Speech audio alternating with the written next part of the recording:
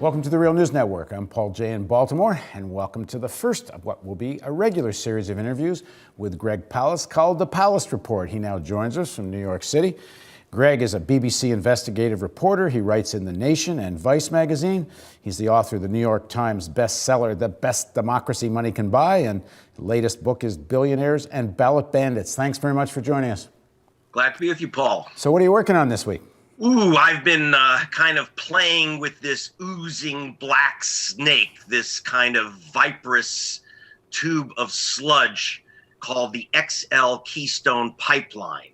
And so I've been investigating by kind of pushing myself through this sludge pipe and seeing what is stuck in the ooze.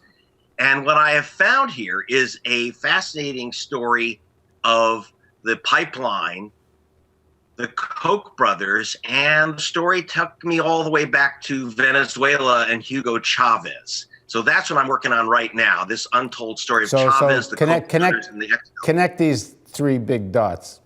Three big dots. Okay. The XL pipeline, Keystone pipeline, is the proposed pipeline, extension of a pipeline that would take tar sands oil from Canada. What they do is they have big bulldozers that rip up the earth. They melt the dirt. They melt the sludge, and there's this heavy goo that's kind of like hot asphalt, which they want to move down to refineries, down to Houston, Texas. And my first question was, what? Why? Isn't Texas where oil comes from? In fact, that's our big oil exporting state is Texas. So why are we taking oil from Canada past the north, the northern tier of the U.S. where we can use heating oil? Why are we taking it down to Houston? It's Coles to Newcastle to the Gulf Coast. And the answer is Koch. The Koch brothers are the owners of the big refineries, like the Flint Hills refinery, along the Gulf Coast of Texas. And you have to understand, refineries, these kind of giant filth machines, are actually very sensitive instruments. They can't just suck up and refine any old oil and throw filth into the air. They're very specialized machines. And the Gulf Coast refineries, especially those controlled by the Koch brothers at Flint Hills, can really only handle heavy crude oil. So the stuff that's in Texas itself, West Texas crude, which is light and sweet, it's good oil, it does not filled with a lot of crappy sulfur, that's no good for the Texas refineries. Rather, they need that heavy, gunky stuff, which is ultra polluting. So there is a controversy right now. And there will be a big demonstration against the XL Keystone pipeline on February 17th in Washington.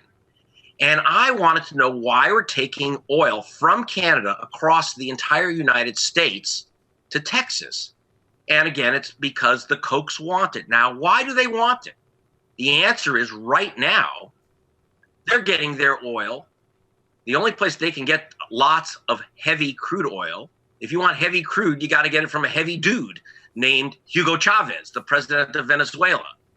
And one thing about Chavez, who I've known for many years, is that he doesn't let go of his nation's oil on the cheap.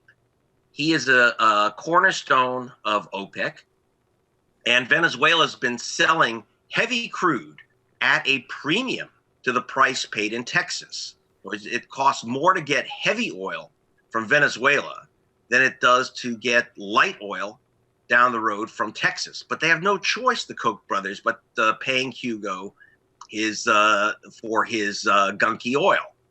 Now, on the other hand, the Canadians not only are selling for less than Texas oil, they're selling as of today, if you check out this week's reports, about $33 a barrel less is the price of West Canada Sands, WCS oil as they call it, versus WTI, the West Texas Intermediate.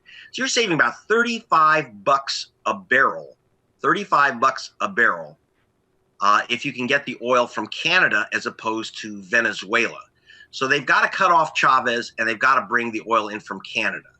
And that's the reason why we are talking about endangering the most sensitive aquifers and important, that is, water sources in America, to have a pipe with the filthiest oil in the planet, the most polluting oil on the planet, to drag it all the way from Canada, all the way down to Texas, so that the Koch brothers at Flint Hills can make, their savings would be about $2 billion a year that the Koch brothers will make off our risking the aquifers across the United States. So is the Koch brothers refinery, it was primarily built to deal with Venezuelan oil?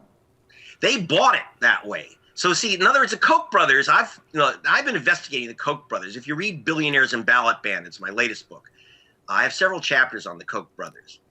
I've been investigating these guys for 17 years. In fact, when I first wrote about them for The Guardian, I called them the richest guys you've never heard of. Now you've heard of them. But the way that they make their money is not by being entrepreneurs or good investors or job creators. Their entire operation, the two brothers Koch, Dave and Charles, each worth over $20 billion. They make their money on political plays. So they'll take Sunoco, which wasn't making any money from its refinery in Texas, having to buy from Venezuela. They took over Flint Hills and figured, aha, we'll just do the political play. If we can use our political muscle to jam a pipeline across through the guts of the United States down to Texas, and most people would think that that's mad, taking tar oil from Canada, bring it to Texas, to the Gulf Coast. We can make a killing. And by the way, they make an extra killing. When the Republicans were talking about the XL Keystone pipeline making us energy independent, first of all, that assumes, by the way, that Canada is a suburb of Seattle. Well, there's some truth to that, but go on. Yeah, I know some Canadians feel that it works that way. We're not energy independent if it comes from Canada, but if it comes from Canada, let's assume that this is our buddies because they'll give us the oil cheap. That's what makes them our buddies. It also undermines Hugo Chavez. They have to undermine Chavez, which they want to do for geopolitical reasons. And but then the oil will not be used in the United States. It will be refined mostly for gasoline that will be sold at a premium in the Caribbean. Remember, these refineries are in the Gulf Coast. Selling it, then running that stuff back into New Jersey is not a moneymaker. The way you make the money is you sell gasoline in places that don't have the refining capacity and will pay a premium, like Jamaica, Santo Domingo. That's where your money's going to be made. So this is oil from Canada, which will then go into the Koch refineries and sold into the Caribbean. Right. And we are paying the price in two ways. One, the massive danger of a break in these pipelines, which happen all the time. And that would be disastrous given the areas it's going across. And the second is that because it will now open up new fields in Canada, because it will open up make more tar sands finds economic, because they'll have a market for it, we are going to have a massive, massive, massive increase in global warming chemicals that will be thrown into the air by the process of both the drilling, the refining, and the ultimate use of this product, which is absolutely the filthiest oil. Yeah, I think the Canadian tar sands, is number one or close to number one producer of carbon emissions in a single place on the planet. Yeah, I mean, Alberta is basically is becoming a big dirt smokestack. And now Obama has not made a decision on this. That is, he was afraid to approve the Keystone XL pipeline before the election because he knew he would be lynched by environmentalists and people of Kansas and Nebraska and where the pipeline comes down. But now that the election's over, look out. In fact, my money would be on Obama approving the Keystone XL. There is a tremendous amount of pressure from the Koch brothers and from other oil interests. Plus, it plays into the administration's game of a wide-scale attack on Hugo Chavez.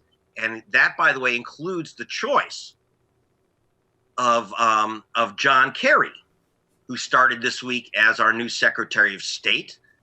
Senator Ketchup, remember his fortune is based on marrying into Mrs. Ketchup, Mrs. Heinz. And Heinz has had a running battle with Venezuela because Heinz property was confiscated by Chavez's government in a land reform move. So, you know, if those tomatoes going into those bottles have now those plants, ketchup plants, are taken over by the Chavez government for the workers there. And so John Kerry is a longtime Chavez hater. This administration has totally swallowed, repeated, and amplified the anti-Venezuelan propaganda and foreign policy of George Bush. All right, thanks very much, Greg. And Greg will be back in a couple of weeks to tell us what he's working on. Thanks for joining us. You're very welcome, Paul. And thank you for joining us on the Real News Network.